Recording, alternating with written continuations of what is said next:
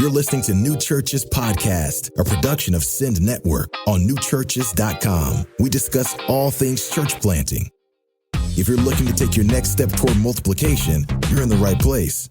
Newchurches.com provides relevant and reliable resources for church planters, church multipliers, and disciple makers. Our growing library features pastors, planters, and church leaders like Ed Stetzer, David Platt, Trillia Newbell, Christine Hoover, Dahadi Lewis, Trevin Wax, and many others.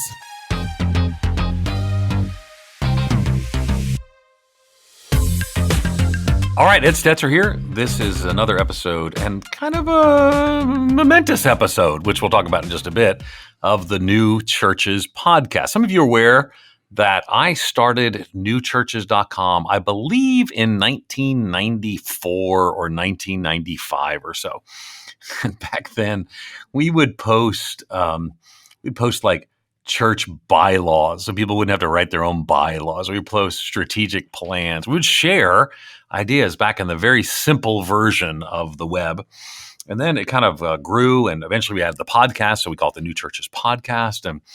And then a few years ago, we engaged in a partnership with the Send Network, which I'll talk about in just a minute, serving all different kinds of church planters, but doing so. So I love church plants, and I love church planting, and I love church planters. And I was recently in an episode, I explained I was preaching at this church. I do this thing where I preach at small churches. So I tweeted, if you're a small church. Anyway, so I went to this church, and it was a church plant. I love church plants. But usually I end up in an established church when I say small church, because people put church plant in another category. Anyway, so the pastor gets up and he says, you don't know this, Ed, but I'm going to introduce you with this story. And he says, it was, I don't even know, blank number of years ago, maybe a decade ago, when I was trying to figure out what I was supposed to do. And I was thinking about being involved in new churches. So I Googled new churches podcasts. And he said he didn't Google the New Churches Podcast. He Googled the New Churches Podcast. And he found the new church. I mean, the SEO on that's beautiful. New church. Anyway, so he said, I downloaded, and it was you and Daniel M. This goes way back. We're super thankful for the partnership with Daniel M. So he downloaded all the podcasts. And then he says, I was on this spiritual journey, not looking for another faith. So I was hiking the Himalayas, and I downloaded all these podcasts to, I guess it was probably like an old iTunes thing or whatever.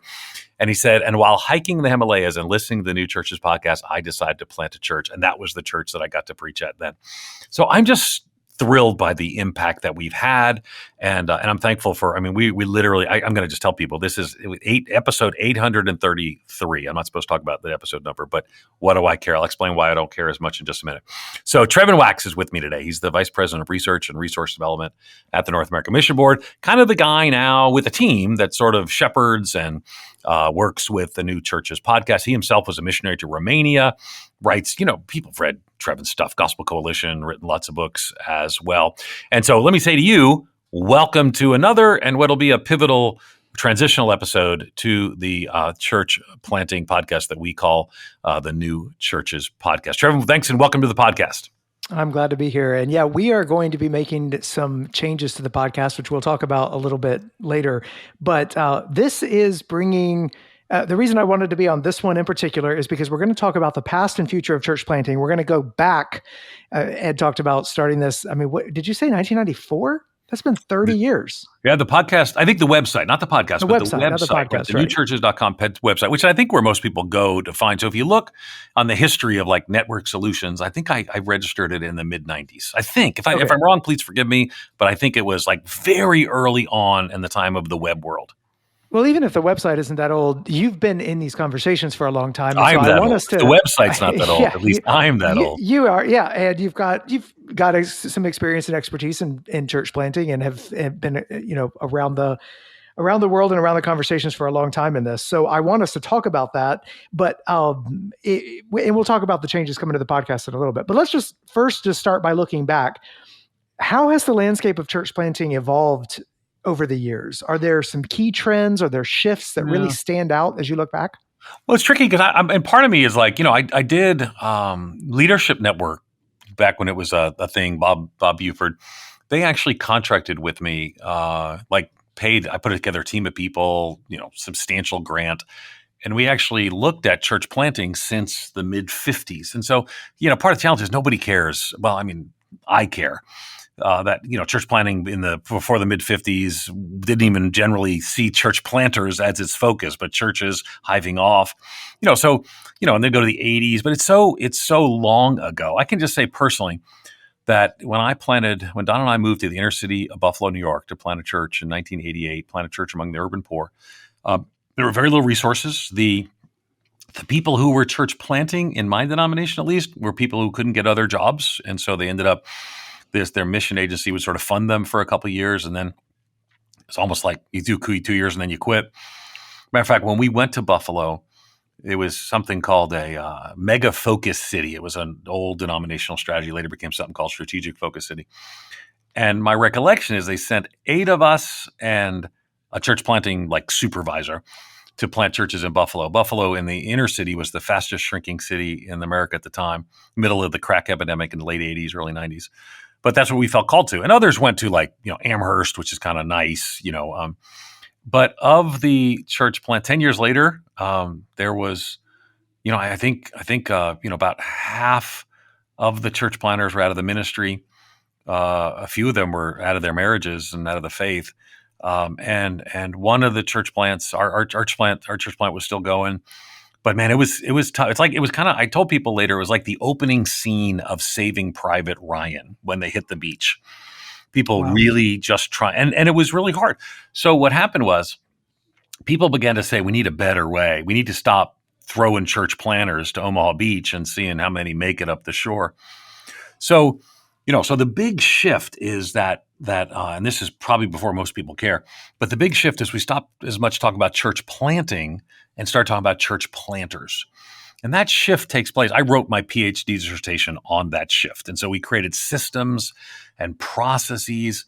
And so now, no church planter should be alone. There's no reason for a church planter not to have the resources. I mean, think of what New Churches has become, right? New Churches used to be a bunch of, I don't know if they had PDFs back then. I think they were just web pages where you would click and read things and cut and paste. And now, we have a whole church planting masterclass that's for free. We have preaching masterclass. We just have countless resources. So I think the biggest shift in church planting is not the change in denominations. So that's big. It's not in the change even in demographics. It's in that from when I started church planting to today, if you will take the time to learn, you can learn the best. I mean, you can listen to podcasts that help you with this. The question often is, though, is church planters are often not the type that will take the learning. They kind of want to do it themselves. But I would say with the learning available today and the community available today, it doesn't feel like the opening scene to Saving Private Ryan. It actually feels like we can make this happen together. And again, some of that's bad, if I could add that. Sometimes church planting, I mentioned the Exponential Conference is great, right? So, but that can also become like a trade show. So you go down, you walk by all the vendors, and this is how you just do this, just add water, and you got a church. So we can't lose our reliance on the Holy Spirit that I felt very strongly in 1988. But the tools are here, and with the right spiritual and biblically grounded approach, I think church planting has matured in many ways. And I think that's a good thing.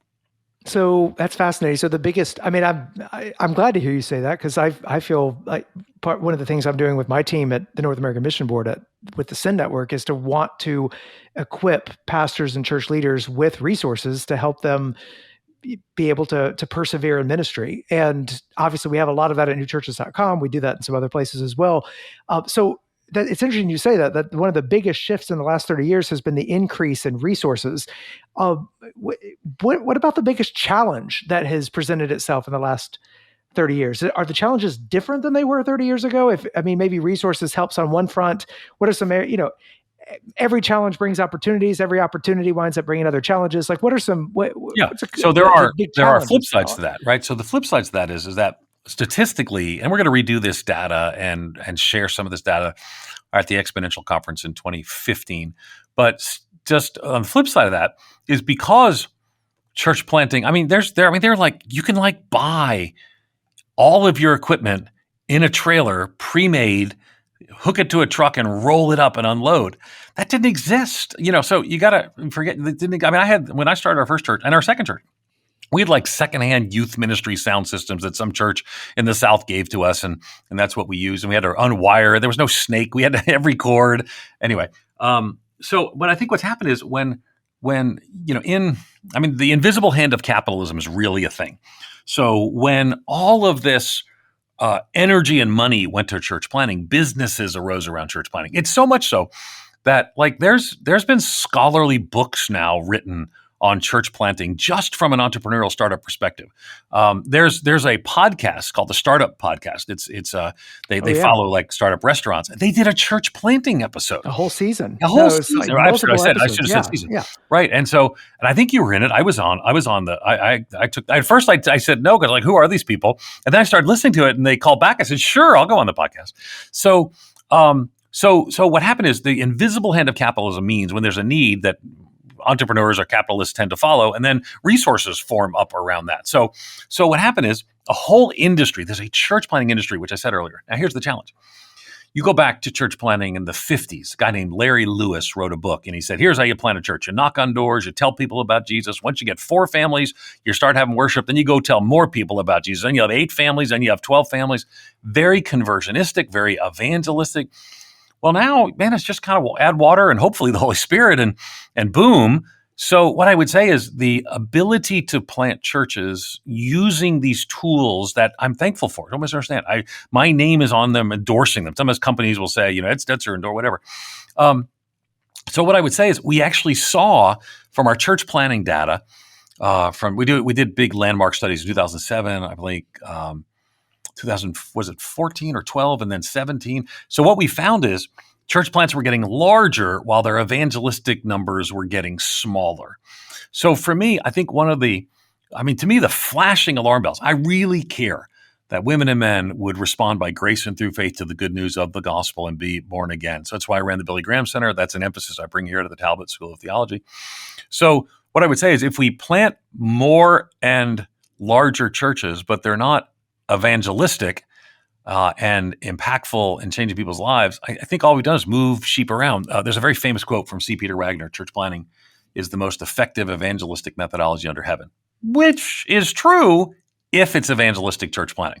So that's what I would say. I don't want people, man, I got people mad. One day I was a professor at a seminary once, and this person came up and said, we want to plant a church. I said, what kind of church do we want to plant? I want to plant a Reformed church so people can actually really see the church done right. I said, well, you're going to reach like people who don't know Jesus? No, I just think I could gather some people and love the preaching and we go deep in the Word of God. And I declined. I was running a denominational funding thing at the time.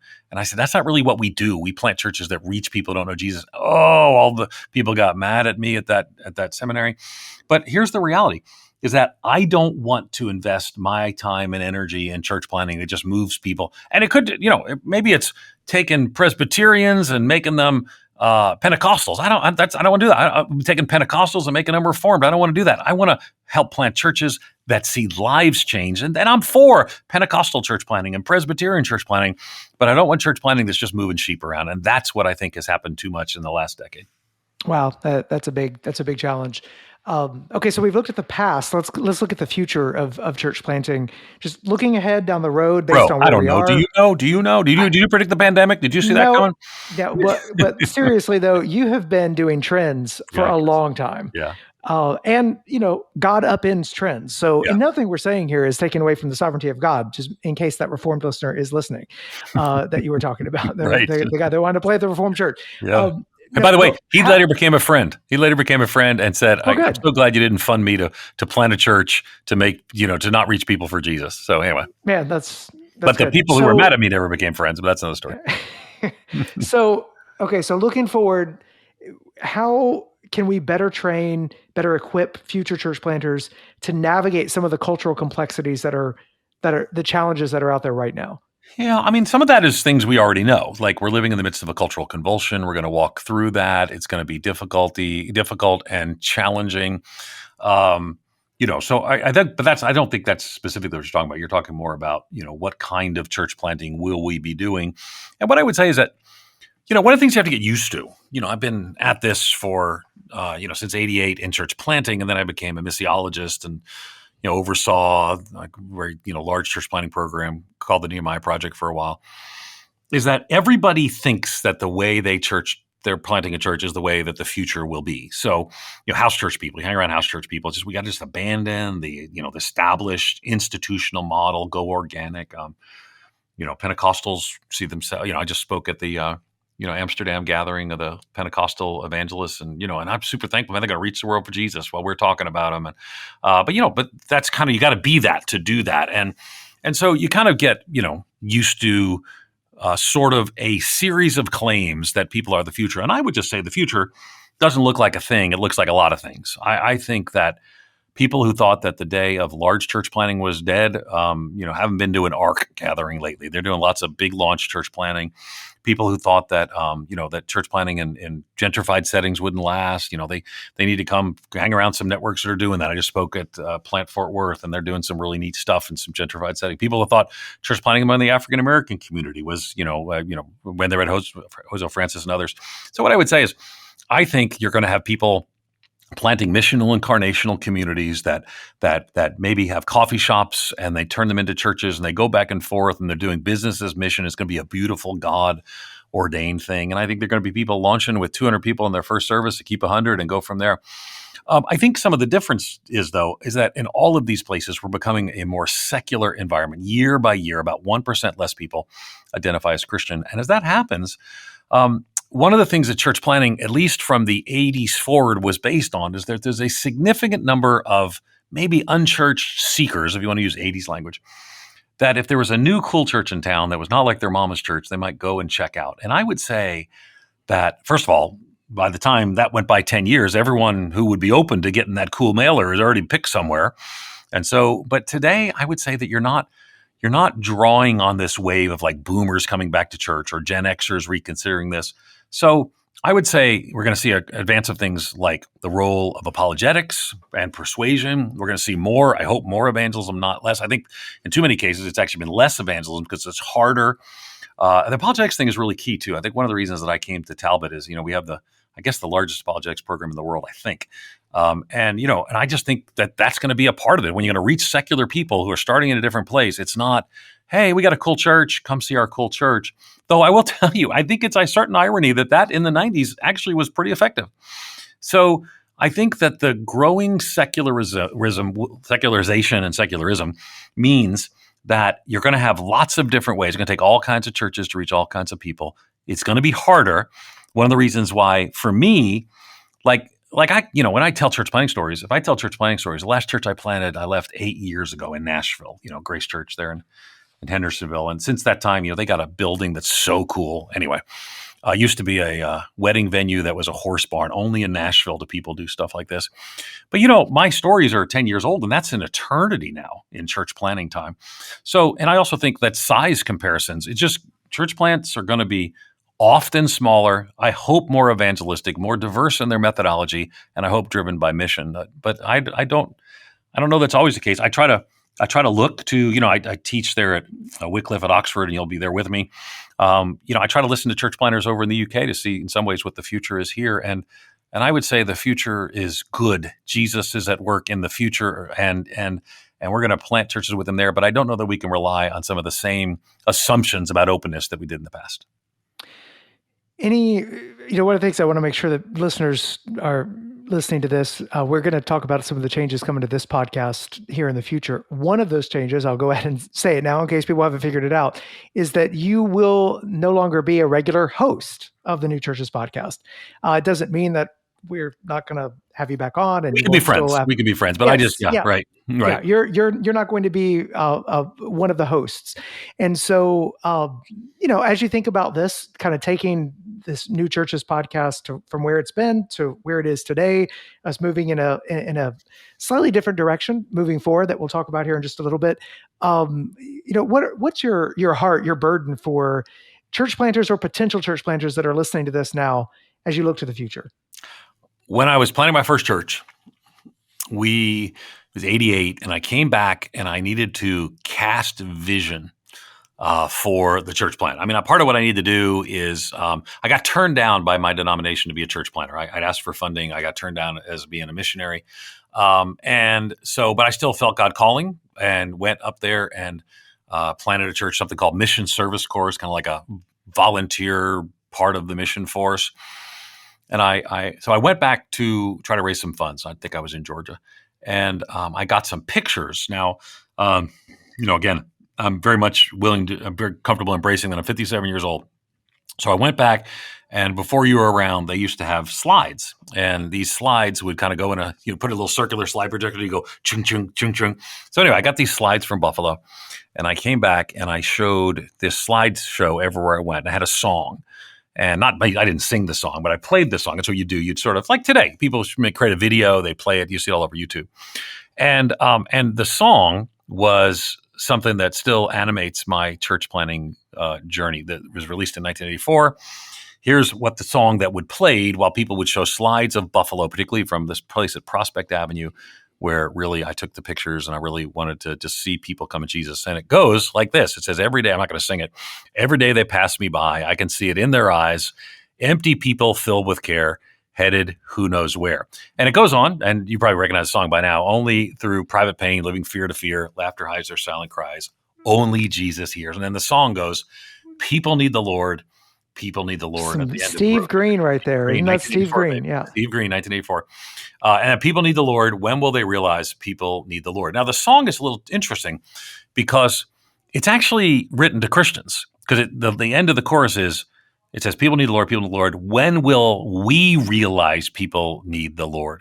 And I would say that decades later, that the end of that song, that end of that chorus, when will they realize people need the Lord? So as I'm sort of handing this over and off to Trevin, you and your team, you got a multi-denominational listening audience. You've got church planners and what I call church planting adjacent people. It's bizarre to me how big this audience has grown. It's the largest church planting podcast in the world, but I run into people all the time who are all listening for different reasons, who maybe are church planting adjacent. But my friend, people need the Lord. And so let's make sure that as you share with the folks where the podcast is going, just going to give a hint of that. As you share with the folks, for me, I get up every morning wanting to see women and men trust and follow Jesus. And it made a slideshow from the city of Buffalo in late 80s and still today in 2024 on Snapchat. That message still remains. People need the Lord. So where are we going with the podcast, Trevin? Amen. Well, that's a great word to close on. So we're going to take a little bit of a hiatus. We are revamping things, recalibrating some things. We want to have a video component to this podcast in the future, which is not just going to be video of, different voices, different people on the screen and Zoom. One of the things we're trying to do with the Send Network is to be a place that hosts gatherings of different people who have experience in church planting or are currently in the midst of church planting, to bring them together in conversation, 2 or 3 people at a time, where we can, over several days, really get into some thematic. Part of this is going to be thematic as we look to the future of church planting, the scriptures, different elements of church planting, different aspects of what makes a church planter successful in biblical terms, faithful, and what that will mean. So we'll have a variety of guests. You'll hear more from some of the other co-hosts already of the podcast, people like Tony Morita and Vance Pittman and others. But we're going to take a hiatus. Then we're going to come back with a little bit of a retooled podcast that will be in more of a seasonal format rather than the way that we've been doing it in the past. And I don't want to go into too much more detail there because we're still hammering out some of the details, exactly who will be on some of these episodes, what it will look like. But I think as the online world is changing, as podcasting is changing, this is going to be a nice sort of New Churches, I would say 2.0, but we've had multiple. It's been like 6.0. Yeah, 6.0, New Churches Podcast 6.0. And I know it's like 833 episodes. People don't realize we've had co-hosts, like people remember Todd Atkins. We've had some great journey and great people that are here. But anyway. It's true. And Ed, I know I am speaking for a lot of people who've been listening to this podcast, and for people that have worked with you, have listened to your voice on this. all sorts of appreciation and gratitude that we'd want to convey to you for your investment in the podcast, in the planters who have listened, and we pray God's blessing on you just as you've blessed other people. Thank you. And I would say, you've been on, I'll still have the Stetzer Church Leaders podcast. We still do that over at we have the Church Leaders Podcast Network. We're launched as well with, people like Derwin Gray and Rob Hoskins and others. But yeah, I just think that it's probably a good time for some other voices closer to the field. I'll be a guest, but closer to the field to host, and really enjoyed the journey together. So appreciate you, Trav. It feels like when I left Lifeway, left Gospel Project in your hands, and now I'm leaving the podcast in your hands. So this is kind of a pattern that we have. Yeah, well, Ed, it's an honor to work with you. And for those of you listening, we're thankful that you're listening. We hope you will continue to visit newchurches.com. Take advantage of all of the free resources there. I don't know that we reiterate that enough, that they are free resources there that represent an investment that goes back a long time now, that Ed began and that others have continued to steward that legacy. So we encourage you to go to newchurches.com and to keep listening for the next episode after a hiatus of the New Churches podcast. You've been listening to the New Churches podcast, brought to you by Send Network. If you like what you heard, take a few minutes to rate and review us or share this episode with a friend. It's the best way to show your support. To find more reliable resources to start your new church well, visit newchurches.com.